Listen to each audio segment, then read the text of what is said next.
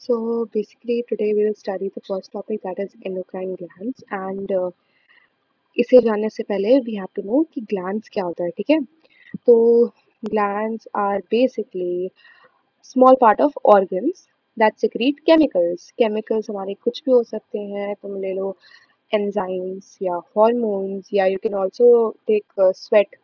ये सारी चीजें उसमें आती है. ओके, तो अब ग्लैंड्स अगर हम लोग देखते हैं तो मतलब कुछ ना कुछ सिक्रीट कर रही है. ठीक है, एंड यहाँ पे दो टाइप के ग्लैंड्स आते हैं, एंडोक्राइन एंड एक्सोक्राइन. तो जो ग्लैंड होते हैं हमारे पास, वो कभी कभी डक्ट्स के साथ आते हैं. ठीक है, डक्ट्स एज इन एक चैनल होता है जहाँ से वो जो सिक्रीशन होता है वो निकल रहा है. एंड विदाउट डक्ट जब होता है मतलब कि वो डक्ट्स नहीं है, विद डक्ट्स मतलब कि डक्ट्स है. तो डक्ट्स जब होते हैं तो वो एक्सोक्राइन ग्लैंड कहलाता है. एंड व्हेन डक्ट्स नहीं होते हैं तो वो एंडोक्राइन ग्लैंड बढ़ाता है. ठीक है, एंड एंडोक्राइन ग्लैंड ही हमारा सिलेबस है ऑब्वियसली. एक्सोक्राइन भी हमने थोड़ा बहुत बताया था कि दैट वाज यूनिसेल्युलर मल्टीसेलुलर जो भी होते हैं. एंड वो हमारे मोस्टली ना स्टमक या फिर ये बाकी ऑर्गन्स जो होते हैं उनके प्रेजेंट होते हैं. एंडोक्राइन ग्लैंड जो होता है हमारा, मैक्स टू मैक्स हमारे पास इतने होते हैं. ये रहे हमारे मेन एंडोक्राइन ग्लैंड्स. ओके, तो पहले तो हम लोग ये समझ जाते हैं कि एंडोक्राइन ग्लैंड्स अब किसको कहेंगे. तो फर्स्ट ऑफ ऑल क्या करना चाहिए उन्हें सिक्रीट, हार्मोन करना चाहिए. क्योंकि जो डक्ट्स वाले होते हैं, जिनके डक्ट्स होता है, वो क्या सिक्रीट करते हैं, एंजाइम, स्वेट, एटसेट्रा. ठीक है, अब जो कि एंडोक्राइन ग्लैंड्स होते हैं उन्हें डक्टलेस कहा जाता है.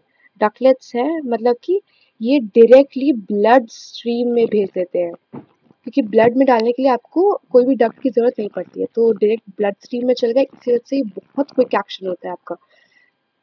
इनफैक्ट इसे कभी कभी ना न्यूरल कंडक्शन से भी ज़्यादा क्विक माना जाता है, क्योंकि आप एक हार्मोन सिक्रीट करो, ब्लड में फट से पूरे बॉडी में पंप हो जाता है वो, एंड बहुत जल्दी रिएक्शन हो जाता है हमारा. ठीक है, एंड ऑब्वियसली अगर अगर पास ऑन हो रहा है तो उसका कोई ना कोई सिग्निफिकेंट इम्पैक्ट होना चाहिए बॉडी के किसी भी पार्ट पे. ठीक है, तो दैट इज एंडोक्राइन ग्लैंड. ठीक है, कुछ कुछ ऐसे ग्लैंड्स होते हैं जो कि डायरेक्ट न्यूरल कंट्रोल में होते हैं, बेसिकली ब्रेन के कंट्रोल में, न्यूरॉन्स के कंट्रोल में होते हैं. एंड कुछ कुछ ऐसे होते हैं कि वो इन्वायरमेंट के रिस्पॉन्स पे चलते हैं, like fight and flight response होता है वो, जो बहुत जल्दी होता है क्योंकि वो इन्वायरमेंट पे डिपेंड करता है. ठीक है, बाकी अगर हमें जानना है कि हार्मोन्स क्या होते हैं, hormones are basically non nutrient chemicals.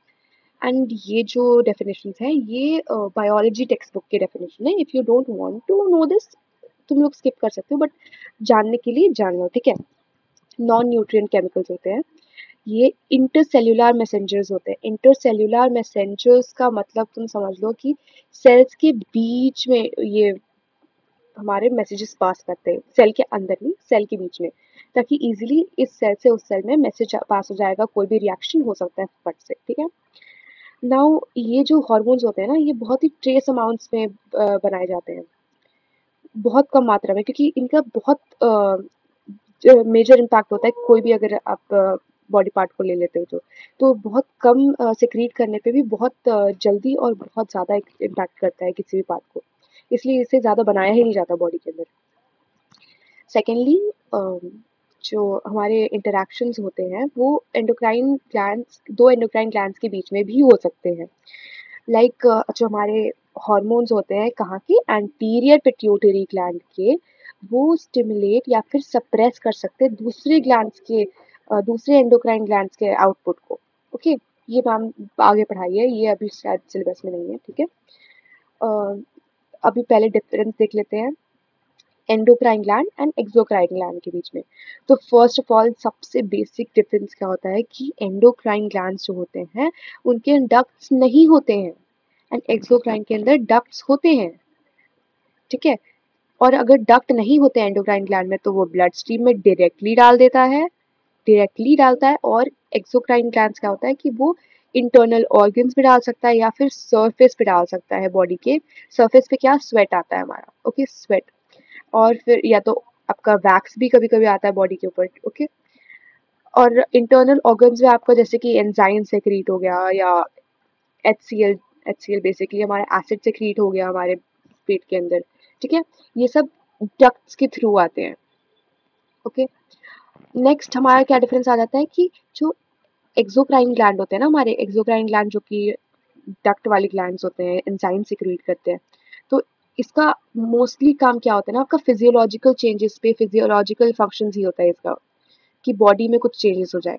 But endocrine glands जैसे कि पता होगा कि हार्मोन्स बहुत ज़्यादा हमारे मूड को अफेक्ट करते हैं, लाइक तुम्हारे पीरियड्स आ जाते हैं एंड तुम्हारे मूड स्विंग्स होने लगता है। वो क्यों होते हैं? बिकॉज एस्ट्रोजन, प्रोजेस्टेरोन, इन सब के बहुत डिसबैलेंस होता है बॉडी के अंदर, ओके। ये हार्मोन्स है। तो इसके अंदर हमारे सिर्फ फिजियोलॉजिकल चेंजेस नहीं होते, इसमें साइकोलॉजिकल भी होते हैं एंड मेजरली साइकोलॉजिकल होते हैं, ठीक है। मेजरली साइकोलॉजिकल फंक्शन होता है इनका, एंडोक्राइन ग्लैंड्स का।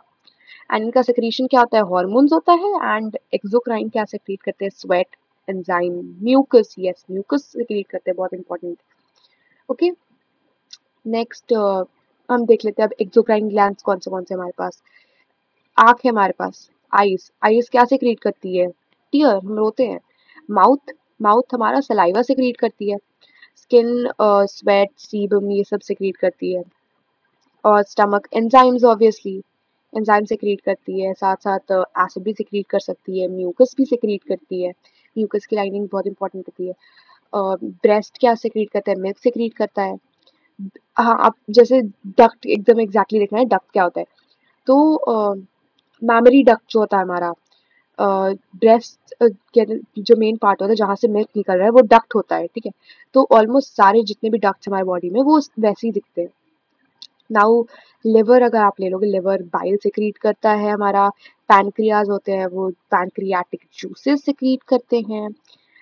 एंड पता पैनक्रियाज ना बहुत बहुत बड़ा खेल खेलता है, इसके पास डुअल फंक्शन है, वो मैं आगे बताती हूँ, ओके। पैनक्रियाटिक जूसेस सिक्रीट करता है, इसलिए वो एक्सोक्राइन कहलाता है।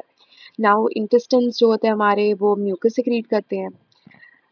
अब हम आते हैं एंडोक्राइन सिस्टम में, ओके।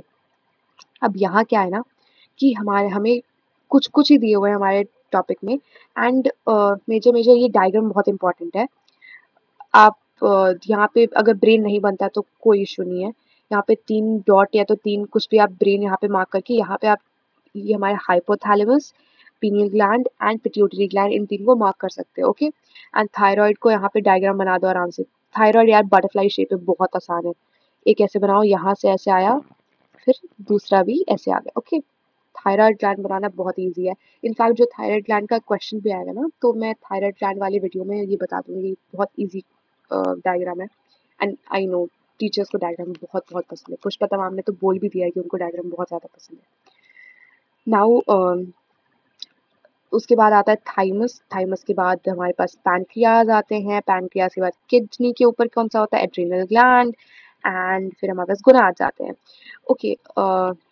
बेसिकली अभी फिर एक एक करके देखते हैं। पिट्यूटरी ग्लैंड जो हमने अभी अभी अभी पढ़ाया है, मास्टर ग्लैंड होता है, क्योंकि ये सबको कोऑर्डिनेट कर सकता है, सबके फंक्शंस को।